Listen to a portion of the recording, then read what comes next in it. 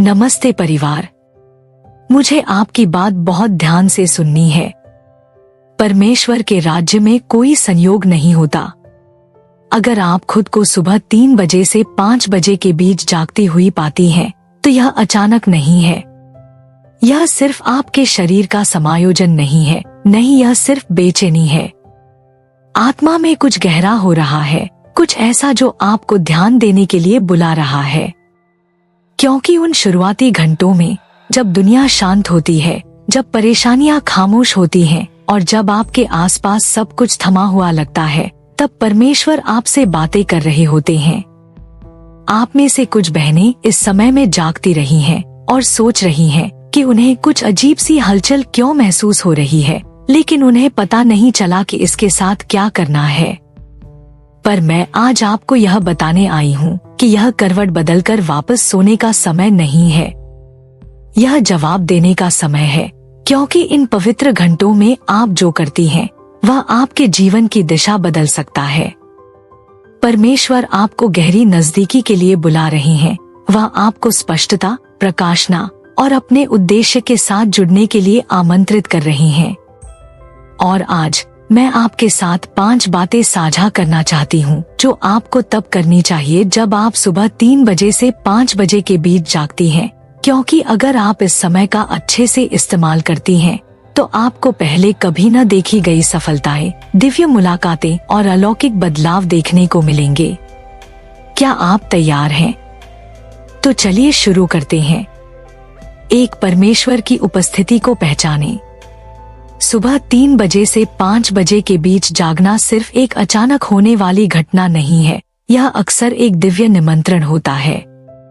सुबह की शांति में, जब दुनिया का शोर थम जाता है और ध्यान भटकने वाली चीजें कम से कम होती हैं, परमेश्वर आपको अपने साथ गहरी निकटता के एक पल में खींच रहे होते हैं। इस पवित्र घंटे में सबसे पहली चीज जो आपको करनी है, वह है उनकी उपस्थिति को स्वीकार करना। फोन उठाने से पहले, यह सोचने से पहले कि आप क्यों जाग रही हैं, रुकिए और पहचानिए कि यह पल जानबूझकर है। परमेश्वर आपका ध्यान बुला रहे हैं और आपकी प्रतिक्रिया बहुत मायने रखती है। पूरे बाइबल में हम देखते हैं कि परमेश्वर अक्सर रात के शांत घंटों में बातें करते हैं। शमूएल ने लेटे हुए प्रभु की आवाज सुनी। उसने तुरंत इसे पहचाना नहीं, लेकिन जब उसने जवाब दिया, प्रभु बोलिए, क्योंकि आपकी दासी सुन रही है, सब कुछ बदल गया। परमेश्वर ने अपनी योजनाएं प्रकट की और उसे एक दिव्य उद्देश्य के मार्ग पर स्थापित किया। आज भी यही सच है। जब परमेश्वर आपको जगाते हैं, तो वह बिना किसी कारण के ऐसा नहीं करते हैं। यह एक बुलावा है पास आने का, सुनने का और खुद को उसमें जोड़ने का जो वह कर रहे हैं।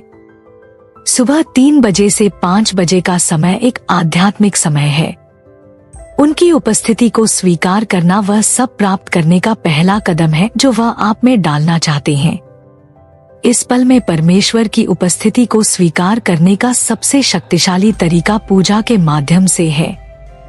पूजा सिर्फ गीत गाने के बारे में नहीं है, यह स्वयं से परमेश्वर की ओर ध्यान केंद्रित करने के बारे में है।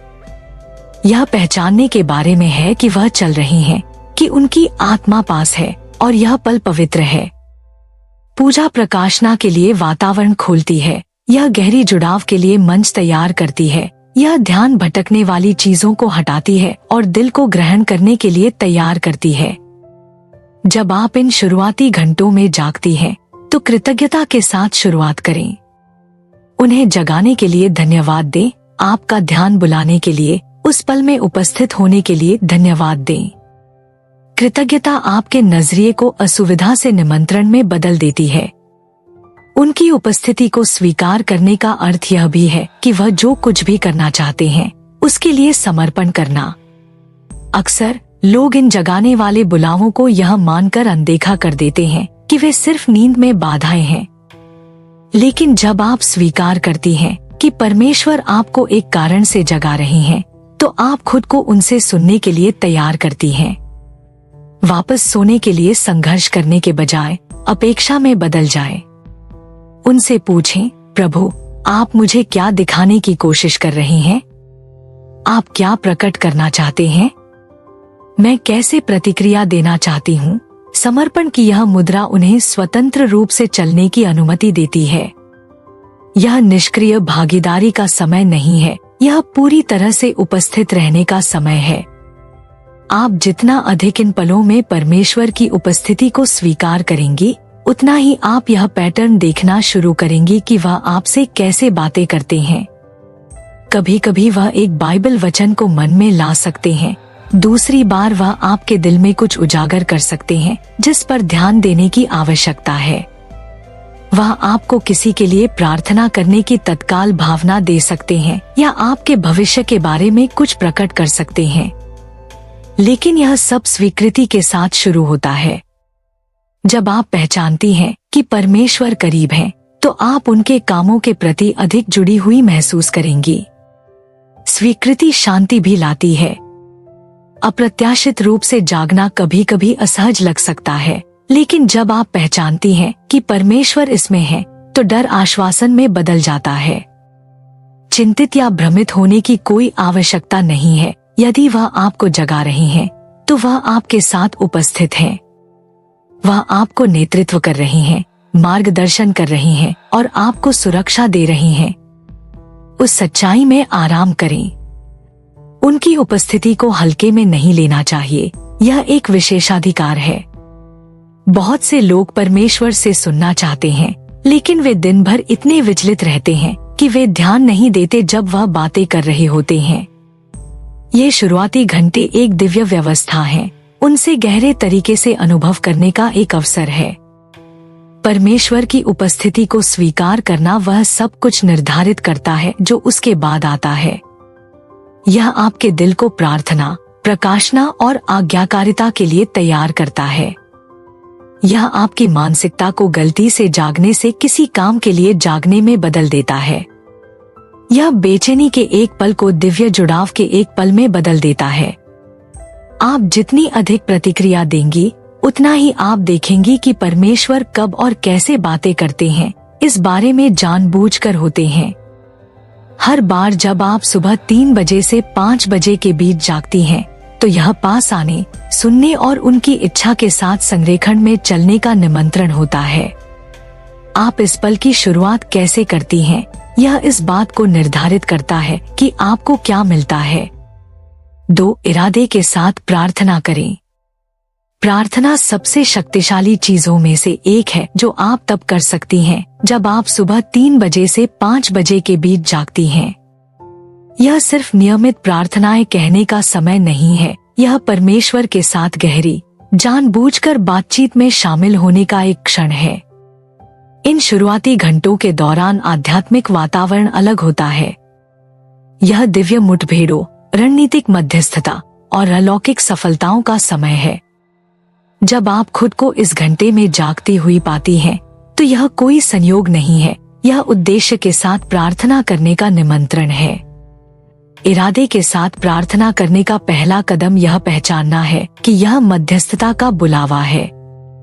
परमेश्वर आपको जगा रहे हैं क्योंकि कुछ ऐसा है जिसके लिए प्रार्थना करने की आवश्यकता है। आत्मा के क्षेत्र में ऐसी स्थितियां सामने आ सकती हैं जिनके लिए प्रार्थना में आपकी सहमति की आवश्यकता होती है। कभी कभी बोझ व्यक्तिगत होगा, कुछ जिसके लिए आप परमेश्वर का इंतजार कर रही हैं, एक सफलता जिसकी आपको आवश्यकता है, एक दिशा जिसकी आप तलाश कर रही हैं। अन्य समय में यह किसी और के लिए हो सकता है। परमेश्वर आपके दिल में किसी व्यक्ति, एक परिवार के सदस्य, एक दोस्त या यहाँ तक कि किसी अजनबी को रख सकते हैं। वह आपको यह महसूस करा सकते हैं कि कोई खतरे में है या किसी विशिष्ट स्थिति को दिव्य हस्तक्षेप की आवश्यकता है। जब ऐसा होता है तो इसे अनदेखा न करें, पवित्र आत्मा के नेतृत्व में प्रार्थना करें। इरादे के साथ प्रार्थना करने का अर्थ विशिष्ट होना है। यह अस्पष्ट प्रार्थनाओं का समय नहीं है, यह सीधे स्थितियों से बात करने का समय है। यीशु ने मरकुस 11:23 में कहा कि यदि आप पहाड़ से बात करती हैं और उसे हटने के लिए कहती हैं, तो वह समुद्र में फेंक दिया जाएगा। पहाड़ बाधाओं, चुनौतियों और देरी का प्रतिनिधित्व करते हैं। यह उन पहाड़ों को हटने का आदेश देने का समय है। सुबह के शुरुआती घंटों में परमेश्वर के बुलावे को पहचानें। बीमारी पर चंगाई की घोषणा करें, टूटने पर बहाली की और कमी पर प्रदान की। मृत स्थितियों में जीवन बोलें, शत्रु की योजनाओं को बांधें और परमेश्वर के वादों को मुक्त करें। इस समय के दौरान मसीह के माध्यम से आपको दिए गए अधिकार का उपयोग करें। आत्मा में प्रार्थना करना विशेष रूप से शक्तिशाली है। बाइबल रोमियो 8:26 में कहती है कि पवित्र आत्मा हमारे लिए ऐसी आहों के साथ मध्यस्थता करता है जो शब्दों के लिए बहुत गहरी है। जब आप आत्मा में प्रार्थना करती हैं, तो आप परमेश्वर को अपने माध्यम से प्रार्थना करने की अनुमति दे रही हैं। यह महत्वपूर्ण है क्योंकि कभी कभी आपको यह भी पता नहीं होता कि क्या प्रार्थना करनी है। आपके पास यह बताने के लिए शब्द नहीं हो सकते कि क्या हो रहा है, लेकिन पवित्र आत्मा जानता है। वह हृदय खोजता है, परमेश्वर की इच्छा के साथ संरेखित होता है और ऐसे रहस्यों को बोलता है जो स्वर्ग और पृथ्वी के बीच संरेखण लाते हैं। इस घंटे के दौरान इरादतन प्रार्थना की एक और कुंजी सुनना है। प्रार्थना सिर्फ बोलने के बारे में नहीं है, यह प्राप्त करने के बारे में है। अपने दिल को उंडेलने के बाद थोड़ी देर शांत रहें। परमेश्वर आपको निर्देश दे सकते हैं, कुछ ऐसा प्रकट कर सकते हैं जिस पर ध्यान देने की आवश्यकता है, या कुछ ऐसा पुष्टि कर सकते हैं जिसके लिए आप प्रार्थना कर रही हैं। बहुत से लोग प्रार्थना करते हैं लेकिन सुनने के लिए समय नहीं निकालते हैं और परिणामस्वरूप वे उस प्रकाशना को खो देते हैं जिसे परमेश्वर जारी करना चाहता है। अपने पास एक जर्नल रखें और जो कुछ भी मन में आए उसे लिख लें। कभी कभी इन क्षणों में जो बातें सामने आती हैं, वे उस सफलता के लिए बहुत महत्वपूर्ण होती हैं जिसका आप इंतजार कर रही हैं। यह आध्यात्मिक युद्ध प्रार्थना के लिए भी एक शक्तिशाली समय है। सुबह के शुरुआती घंटे अक्सर वह समय होते हैं जब आध्यात्मिक हमले अपने उच्चतम स्तर पर होते हैं।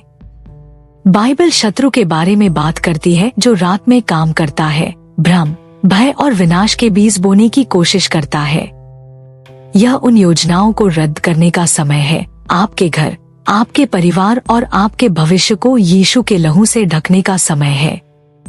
सुरक्षा की घोषणा करें, अपने जीवन पर वचन बोलें और शत्रु ने जो कुछ भी स्थापित करने की कोशिश की है उसे नष्ट करें।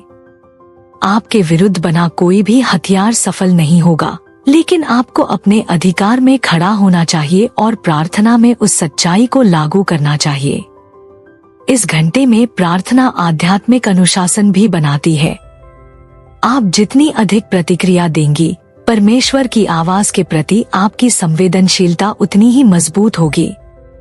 समय के साथ आप अपने प्रार्थना जीवन में पैटर्न देखना शुरू करेंगी। परमेश्वर आपको किसी विशिष्ट क्षेत्र के लिए लगातार प्रार्थना करने के लिए जगा सकते हैं। वह आपकी बुलाहट के बारे में गहरी बातें प्रकट कर सकते हैं। आप जितना अधिक दबाव डालेंगी, उतना ही वह प्रकट करेगा। दिन में बाद तक प्रार्थना करने का इंतजार करना उतनी ही तत्काल या स्पष्टता नहीं ले सकता जितनी कि उस क्षण में प्रतिक्रिया देना जब वह आपको जगाता है। इरादे के साथ प्रार्थना करने का अर्थ इन क्षणों को गंभीरता से लेना है।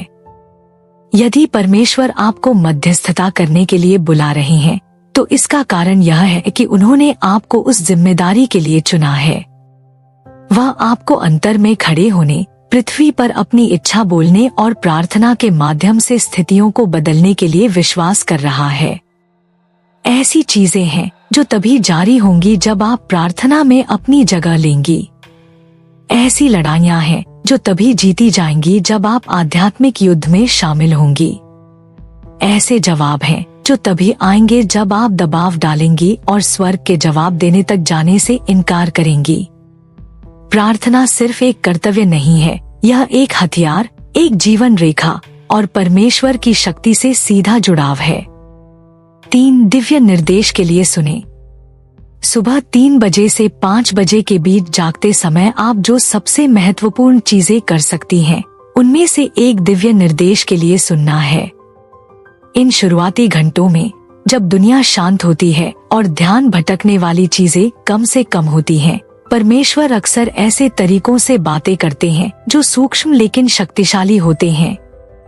बहुत से लोग परमेश्वर की आवाज के तेज और नाटकीय होने की उम्मीद करते हैं, लेकिन वह अक्सर फुसफुसाहट, छापों और शांत प्रकाशनाओं में बोलते हैं। यदि आप जानबूझकर सुनने वाली नहीं हैं, तो आप शायद यह चूक सकती हैं कि वह आपको क्या बताने की कोशिश कर रही हैं। बाइबल बार बार दिखाती है कि परमेश्वर उन लोगों से बातें करते हैं जो सुनने के इच्छुक होते हैं। 1 शमूएल 3 में परमेश्वर ने रात में शमूएल को बुलाया। पहले तो शमूएल ने प्रभु की आवाज को पहचाना नहीं, लेकिन जब उसने जवाब दिया, प्रभु बोलिए क्योंकि आपकी दासी सुन रही है, तो परमेश्वर ने उसे अपनी योजनाएं प्रकट करना शुरू कर दिया। वही सिद्धांत आज भी लागू होता है। परमेश्वर बोल रहा है, लेकिन क्या आप सुन रही हैं? बहुत से लोग प्रार्थना करते हैं और मार्गदर्शन मांगते हैं, लेकिन वे शांत रहने और परमेश्वर क्या कहना चाहता है यह प्राप्त करने के लिए समय नहीं निकालते हैं। यदि आप सुबह 3 बजे से 5 बजे के बीच जागती हैं, तो उनकी उपस्थिति में शांत रहने के लिए एक क्षण लें। तुरंत बोलने या हिलने डुलने के बजाय अपने दिल को प्राप्त करने के लिए तैयार करें। दिव्य निर्देश के लिए सुनने के सर्वोत्तम तरीकों में से एक जर्नल के माध्यम से है। विचारों, सपनों और किसी भी छाप को लिखना जो मन में आती है, परमेश्वर जो प्रकट कर रहा है उसे पकड़ने में मदद कर सकता है। कभी कभी परमेश्वर एक बार में पूरा जवाब नहीं देते हैं, लेकिन समय के साथ प्रकाशना के छोटे छोटे टुकड़े जारी करते हैं। एक जर्नल रखने से आप पैटर्न को पहचान सकती हैं, पिछली अंतर्दृष्टि को जोड़ सकती हैं और देख सकती हैं कि परमेश्वर आपको कैसे नेतृत्व कर रहा है। अक्सर जो उस पल में अनावश्यक लगता है, वह पीछे देखने पर स्पष्ट हो जाता है। सपने एक और तरीका है जिससे परमेश्वर इन शुरुआती घंटों के दौरान बातें करते हैं। पूरे बाइबल में परमेश्वर ने लोगों को सपनों के माध्यम से निर्देश, चेतावनी और पुष्टि दी। यूसुफ ने सपनों के माध्यम से अपने भविष्य के बारे में दिशा प्राप्त की। दानिएल ने उन दर्शनों की व्याख्या की जिन्होंने परमेश्वर की योजनाओं को प्रकट किया। नए नियम में भी परमेश्वर ने यीशु के सांसारिक पिता यूसुफ से सपनों में बात की, उसे निर्देश दिया कि कौन से कदम उठाने हैं। यदि आप इस समय के दौरान जागती हैं, तो आपको जो भी सपने आए हों उन्हें याद करें और उन्हें लिख लें। कभी कभी परमेश्वर तुरंत उनका अर्थ प्रकट करेगा, जबकि अन्य समय में स्पष्टता बाद में आती है, लेकिन उन्हें याद रखने के बारे में जानबूझकर रहना आपको आगे की अंतर्दृष्टि प्राप्त करने के लिए तैयार करता है। दिव्य निर्देश सुनने का एक और तरीका शास्त्र पर मनन करना है। परमेश्वर अक्सर अपने वचन के माध्यम से बातें करते हैं। जब आप अप्रत्याशित रूप से जागती हैं, तो अपनी बाइबल खोलें और पवित्र आत्मा से आपको एक ऐसे मार्ग पर मार्गदर्शन करने के लिए कहें जो आपकी स्थिति से बात करता है। कई बार आप जिस जवाब की तलाश कर रही हैं, वह पहले से ही लिखा हुआ है, लेकिन इसे पहचानने के लिए शांति और एकाग्रता की आवश्यकता होती है। इन शांत घंटों के दौरान शास्त्र पढ़ने से यह हृदय में प्रवेश कर पाता है, बिना दिन के सामान्य विकर्षणों के। परमेश्वर के निर्देश हमेशा वैसे नहीं होते जिनकी आप अपेक्षा करती हैं। कभी कभी वह किसी निर्णय या स्थिति के बारे में स्पष्ट दिशा देता है, अन्य समय में वह बस आपको अपनी उपस्थिति याद दिलाता है, आपको अपने वादों का आश्वासन देता है, या आपको किसी ऐसी चीज के लिए दोषी ठहराता है जिसे बदलने की आवश्यकता है। दिव्य निर्देश हमेशा एक बड़ी प्रकाशना प्राप्त करने के बारे में नहीं होता है। कभी कभी यह परिष्कृत, पुनर्निर्देशित या पुनर्संरेखित होने के बारे में होता है। आप जितना अधिक सुनेंगी, उतना ही आप उसकी आवाज को पहचानने के प्रति संवेदनशील होंगी।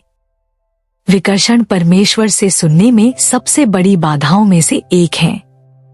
दुनिया शोर से भरी है और दिन के दौरान मन अक्सर इतना अव्यवस्थित होता है कि यह पहचान नहीं पाता कि परमेश्वर कब बातें कर रहा है। यही कारण है कि ये शुरुआती घंटे इतने महत्वपूर्ण हैं। जब परमेश्वर आपको इस समय जगाते हैं, तो यह विकर्षणों से दूर रहने और उसकी आवाज में तालमेल बिठाने का एक अवसर है। उपकरणों को बंद करना, शांति से बैठना और ध्यान के लिए प्रतिस्पर्धा करने वाली किसी भी चीज को खत्म करना उसके साथ एक स्पष्ट जुड़ाव की अनुमति देता है। दिव्य निर्देश का जवाब देने के लिए आज्ञाकारिता की आवश्यकता होती है। परमेश्वर सिर्फ जानकारी देने के लिए नहीं बोलते हैं, वह परिवर्तन लाने के लिए बोलते हैं। यदि वह आपको कुछ प्रकट करता है तो इसका एक कारण है। कुछ लोग परमेश्वर से सुनते हैं, लेकिन वह जो कहता है उस पर कार्य नहीं करते हैं। लेकिन देरी से आज्ञाकारिता फिर भी अनाज्ञाकारिता है। यदि परमेश्वर आपको एक निर्देश देता है, चाहे बड़ा हो या छोटा, भरोसा करें कि यह आपके भले के लिए है और उसी के अनुसार प्रतिक्रिया दें। कभी कभी परमेश्वर का निर्देश बस प्रतीक्षा करना होता है। बहुत से लोग इंतजार करने में संघर्ष करते हैं क्योंकि वे खामोशी को निष्क्रियता से जोड़ते हैं, लेकिन परमेश्वर की खामोशी कभी खाली नहीं होती है। यह अक्सर तैयारी की अवधि होती है। यदि वह आपको तत्काल जवाब नहीं दे रहा है तो ऐसा इसलिए हो सकता है क्योंकि वह परिस्थितियों को संरेखित कर रहा है, आपको मजबूत कर रहा है या आपके दिल को आने वाली चीजों के लिए तैयार कर रहा है। भरोसा करें कि भले ही आप एक बार में सब कुछ न सुने, वह अभी भी आपको मार्गदर्शन कर रहा है। जब आप सुबह 3 बजे से 5 बजे के बीच जागती हैं, तो बिना यह स्वीकार किए वापस सोने की जल्दी न करें कि परमेश्वर आपका ध्यान आकर्षित करने की कोशिश कर रहा हो सकता है। सुनने, लिखने, सोचने के लिए समय निकालें और आपको वह प्राप्त होगा जो वह कह रहा है। आप जिस जवाब की तलाश कर रही हैं, वह पहले से ही आ रहा हो सकता है, लेकिन इसे पहचानने के लिए शांति और जागरूकता की आवश्यकता होती है। परमेश्वर हमेशा बोल रहा है, लेकिन केवल वही लोग जो जानबूझकर सुनने वाले होंगे वास्तव में उसकी आवाज सुनेंगे। 4 उसकी प्रतिज्ञाओं को बोलें और घोषित करें। परमेश्वर की प्रतिज्ञाओं को बोलना और घोषित करना विश्वास का एक शक्तिशाली कार्य है जो आपके जीवन को उसकी दिव्य इच्छा के साथ संरेखित करता है। जब आप सुबह 3 बजे से 5 बजे के बीच जागती हैं, तो आप एक आध्यात्मिक रूप से संवेदनशील समय में होती हैं, जहां वातावरण स्पष्ट होता है और आपके शब्दों का और भी अधिक वजन होता है। यह आपके जीवन, आपके परिवार, आपके भविष्य और हर उस चीज पर बोलने का समय है जो आपको चिंतित करती है। बाइबल स्पष्ट करती है कि जीवन और मृत्यु जीभ की शक्ति में है। आप इन शुरुआती घंटों में जो कहती हैं, वह आपके दिन, आपके मौसम और यहाँ तक कि आपकी नियति के लिए मार्ग निर्धारित कर सकता है। पूरे बाइबल में परमेश्वर शब्दों की शक्ति पर जोर देते हैं। उत्पत्ति में सृष्टि स्वयं परमेश्वर के बोलने के माध्यम से अस्तित्व में आई। उसने दुनिया को सिर्फ सोचा नहीं, उसने इसे घोषित किया कि प्रकाश हो, और प्रकाश हो गया। यह एक ऐसा पैटर्न है जो भाषण की रचनात्मक शक्ति को प्रकट करता है। जब हम परमेश्वर की प्रतिज्ञाओं की घोषणा करते हैं, तो हम सिर्फ शब्द नहीं दोहरा रहे होते हैं, हम आध्यात्मिक वास्तविकताओं को सक्रिय कर रहे होते हैं। हम अपनी परिस्थितियों को उस स्वर्ग के साथ संरेखित कर रहे होते हैं जिसने पहले ही स्थापित कर दिया है। समस्या यह है कि बहुत से लोग अपने शब्दों का उपयोग अपनी वर्तमान स्थिति को प्रतिबिंबित करने के लिए करते हैं, बजाय इसके कि वे उस परिवर्तन की घोषणा करें जिसे वे देखना चाहते हैं। लेकिन विश्वास वह नहीं बोलता जो देखा जाता है, वह बोलता है जो विश्वास किया जाता है। यीशु ने घोषणा की शक्ति का प्रदर्शन तब किया जब उसने अंजीर के पेड़ से बात की और वह सूख गया, जब उसने तूफानों को शांत रहने का आदेश दिया और जब उसने लाजर को कब्र से बाहर बुलाया। उसने भीख नहीं मांगी या याचना नहीं की, उसने अधिकार के साथ बोला। विश्वासियों के रूप में हमें मसीह के माध्यम से वही अधिकार दिया गया है। जब आप इन शुरुआती घंटों में जागती हैं, तो यह समय है कि आप उस अधिकार का उपयोग करें। अपने ऊपर जीवन बोलें, अपने शरीर पर चंगाई की घोषणा करें, अपने संघर्षों पर सफलता की, अपने मन पर शांति की और अपने दिन पर अनुग्रह की। परिस्थितियों के बदलने का इंतजार न करें ताकि अलग तरह से बोलना शुरू कर सकें। अभी बोलें और देखें कि चीजें कैसे बदलने लगती हैं। परमेश्वर की प्रतिज्ञाओं की घोषणा करना विश्वास भी बनाता है। आप जितना अधिक उसके वचन को बोलेंगे, उतना ही वह आपकी आत्मा में जड़ जमाएगा। विश्वास सुनने से आता है और सुनना परमेश्वर के वचन से। जब आप उसकी प्रतिज्ञाओं को जोर से बोलती हैं, तो आप सिर्फ खुद को याद नहीं दिला रही होती हैं, आप आध्यात्मिक क्षेत्र में सच्चाई को मजबूत कर रही होती हैं। स्वर्गदूत परमेश्वर के वचन का जवाब देते हैं और जब आप इसकी घोषणा करती हैं, तो आप अपनी ओर से दिव्य आंदोलन को सक्रिय कर रही होती हैं। भजन संहिता 103 के 20 कहता है कि स्वर्गदूत परमेश्वर के वचन की आवाज सुनते हैं। जब आप उसकी प्रतिज्ञाओं की घोषणा करती हैं, तो आप उसके वचन को आवाज दे रही होती हैं और स्वर्ग प्रतिक्रिया करता है।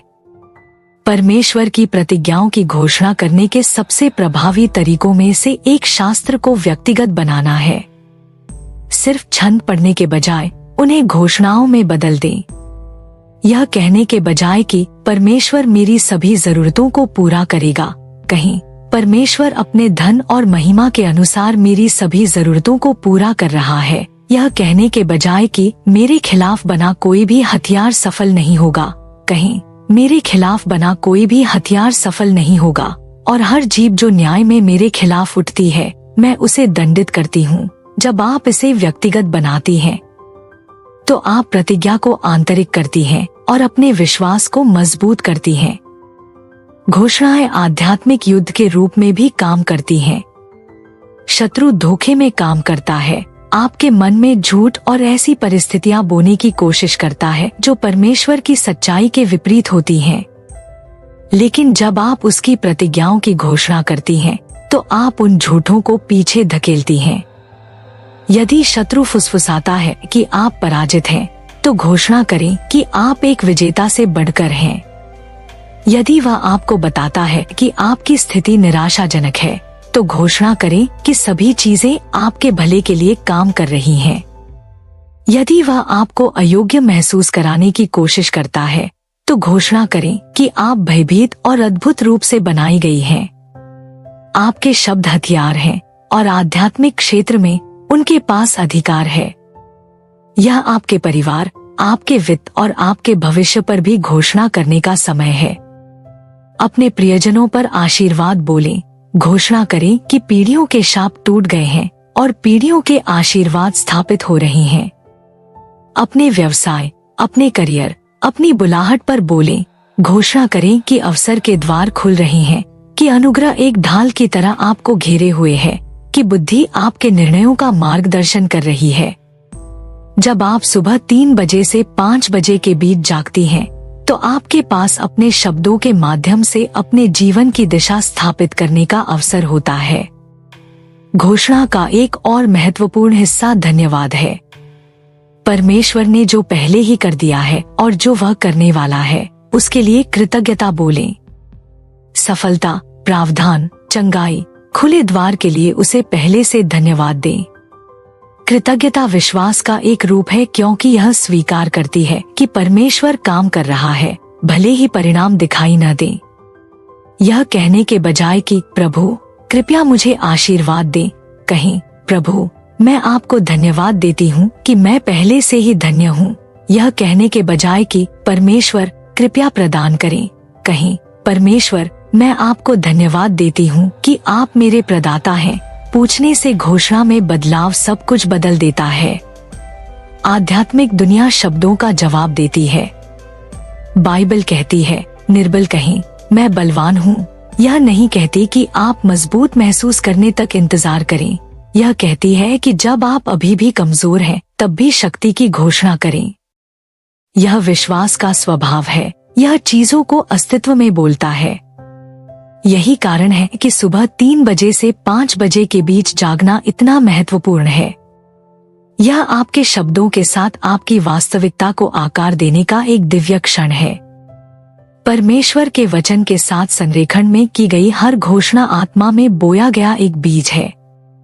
कुछ घोषणाएं तत्काल फल देंगी, जबकि अन्य को प्रकट होने में समय लगेगा। लेकिन एक बात निश्चित है कि जब आप विश्वास में परमेश्वर की प्रतिज्ञाएं बोलती हैं, तो वे पूरी होंगी। 5. आज्ञाकारिता में कार्य करें। जब परमेश्वर आपको सुबह 3 बजे से 5 बजे के बीच जगाते हैं तो यह सिर्फ इसलिए नहीं है कि आप प्रार्थना कर सकें और सुन सकें, यह इसलिए भी है कि आप आज्ञाकारिता में कार्य कर सकें।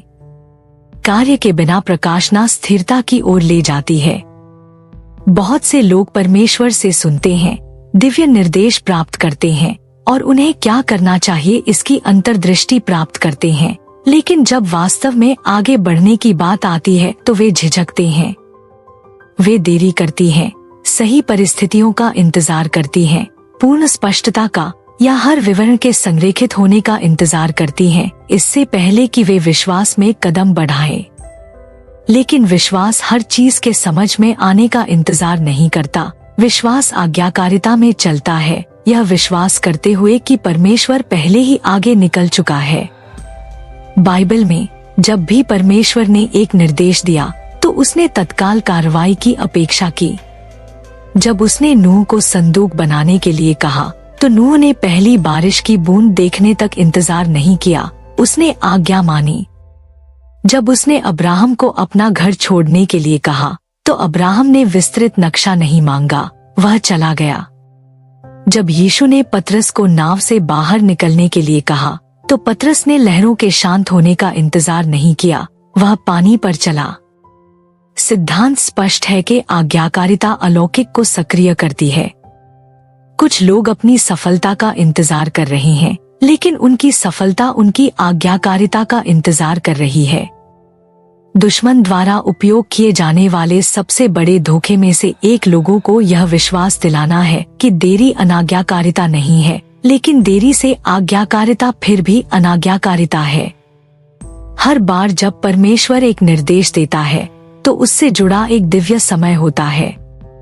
उस समय से बाहर चलना चुके हुए अवसरों, अनावश्यक संघर्षों और लंबे इंतजार का कारण बन सकता है। जब परमेश्वर आपको सुबह के शुरुआती घंटों में जगाते हैं और आपके दिल पर कुछ रखते हैं तो ऐसा इसलिए होता है क्योंकि वह आपको कार्य करना चाहता है। यह किसी तक पहुंचने, एक नया प्रोजेक्ट शुरू करने, किसी ऐसी चीज से दूर हटने का एक संकेत हो सकता है जो अब आपके उद्देश्य की पूर्ति नहीं करता है, या एक नया अनुशासन शुरू करने का जो परिवर्तन की ओर ले जाएगा। जो कुछ भी है, आज्ञाकारिता तत्काल होनी चाहिए। आज्ञाकारिता विश्वास का एक परीक्षण भी है। बहुत से लोग झिझकते हैं क्योंकि वे अज्ञात से डरते हैं। वे आगे बढ़ने से पहले गारंटी चाहते हैं, लेकिन परमेश्वर शायद ही कभी पूरी योजना प्रकट करता है। वह अगले कदम के लिए पर्याप्त देता है। यही कारण है कि आज्ञाकारिता को विश्वास की आवश्यकता होती है। जब इजरायलियों ने जॉर्डन नदी के सामने खड़े होकर देखा तो परमेश्वर ने पहले पानी को अलग नहीं किया, उसने पुजारी को नदी में कदम रखने की आवश्यकता जताई इससे पहले कि चमत्कार हुआ। कुछ चमत्कार तभी प्रकट होंगे जब गति शुरू की जाएगी। कुछ द्वार तभी खुलेंगे जब विश्वास प्रदर्शित किया जाएगा। परमेश्वर के निर्देश अक्सर सरल होते हैं, लेकिन उनका पालन करने से महत्वपूर्ण परिणाम मिलते हैं। कभी कभी निर्देश बहुत छोटा लग सकता है कि कोई फर्क नहीं पड़ता, किसी के लिए प्रार्थना करें, किसी व्यक्ति को क्षमा करें, एक आदत बदलें या प्रोत्साहन का एक शब्द बोलें, लेकिन आज्ञाकारिता के छोटे कार्य बड़ी सफलताओं की ओर ले जाते हैं। नामन, कुष्ठरोगी सेनापति, लगभग अपनी चंगाई से चूक गया क्योंकि उसने सोचा कि परमेश्वर का निर्देश बहुत सरल था। उसे जॉर्डन नदी में 7 बार डुबकी लगाने के लिए कहा गया था और पहले तो उसने विरोध किया क्योंकि यह बहुत साधारण लग रहा था, लेकिन जब उसने अंततः आज्ञा मानी तो उसकी चंगाई प्रकट हुई। बहुत से लोग एक जटिल जवाब का इंतजार कर रहे हैं, जबकि परमेश्वर एक सरल निर्देश दे रहा है। कुंजी इसके तर्क को समझने में नहीं है, बल्कि जिसने इसे दिया है उस पर भरोसा करने में है। आज्ञाकारिता आध्यात्मिक अधिकार से भी जुड़ी हुई है। जो लोग परमेश्वर का जल्दी से पालन करते हैं वे अनुग्रह और शक्ति के महान स्तरों में चलते हैं। नए नियम में सेनापति ने इसे तब समझा जब उसने यीशु से कहा, मैं एक अधिकारी के अधीन व्यक्ति हूँ। जब मैं किसी से जाने के लिए कहता हूँ तो वह जाता है। उसने पहचाना कि आज्ञाकारिता अधिकार जारी करती है। जब हम बिना किसी हिचकिचाहट के परमेश्वर के निर्देशों के अधीन होते हैं तो हम राज्य अधिकार के उच्च स्तरों में कदम रखते हैं। जिन लोगों पर परमेश्वर अधिक भरोसा करते हैं वे आज्ञाकारिता में चलते हैं। अनाज्ञाकारिता की हमेशा एक कीमत होती है। योना को नीनवे जाने का एक काम दिया गया था, लेकिन वह विपरीत दिशा में भागा। उसकी अनाज्ञाकारिता उसे तूफान में, मछली के पेट में और अनावश्यक पीड़ा में ले गई। तभी जब उसने परमेश्वर की इच्छा के सामने आत्मसमर्पण किया तब चीजें फिर से संरेखित हुईं। बहुत से लोग खुद को तूफानों में पाते हैं, इसलिए नहीं कि दुश्मन उन पर हमला कर रहा है, बल्कि इसलिए कि वे परमेश्वर की दिशा का विरोध कर रहे हैं। एक निर्देश से भागने से वह गायब नहीं हो जाता है, यह केवल अपरिहार्य को देरी करता है। आज्ञाकारिता आध्यात्मिक संवेदनशीलता भी बनाती है। जितना अधिक कोई व्यक्ति परमेश्वर की आवाज का जवाब देता है, उतना ही वह स्पष्ट होता जाता है। बहुत से लोग परमेश्वर से सुनने में संघर्ष करते हैं, इसलिए नहीं कि वह शांत है, बल्कि इसलिए कि उन्होंने पिछले निर्देशों को नजरअंदाज कर दिया है। जब कोई बार बार पवित्र आत्मा के संकेतों को अनदेखा करता है तो आध्यात्मिक कान कुंद हो जाते हैं। लेकिन जब वे तत्काल आज्ञाकारिता की आदत विकसित करते हैं तो वे उसके मार्गदर्शन के प्रति अधिक अनुकूल हो जाते हैं। जब परमेश्वर आपको सुबह के शुरुआती घंटों में जगाते हैं और आपको एक वचन, एक काम या एक दोषारोपण देते हैं तो तत्काल कार्रवाई के साथ प्रतिक्रिया देना आपको उसकी इच्छा के साथ संरेखित रखता है। आज्ञाकारिता हमेशा आसान नहीं होती है, लेकिन यह हमेशा पुरस्कृत होती है। कभी कभी परमेश्वर के निर्देशों को आराम क्षेत्र से बाहर निकलने, परिचित पैटर्न को छोड़ने या सभी जवाबों के बिना चलने की आवश्यकता होती है, लेकिन आज्ञाकारिता का हर कार्य भविष्य के आशीर्वादों के लिए बोया गया एक बीज है। ऐसी प्रार्थनाएं हैं जिनका जवाब तभी मिलेगा जब आज्ञाकारिता प्रदर्शित की जाएगी। सफलता के ऐसे स्तर हैं जो तभी आएंगे जब परमेश्वर की दिशा के साथ संरेखण स्थापित किया जाएगा। सवाल यह नहीं है कि परमेश्वर बोल रहा है या नहीं, सवाल यह है कि क्या आप प्रतिक्रिया देने के लिए तैयार हैं जब वह आपको जगाता है, जब वह आपके दिल पर बोझ रखता है, जब वह आपको चलने के लिए बुलाता है। तो सही प्रतिक्रिया हमेशा तत्काल आज्ञाकारिता होती है।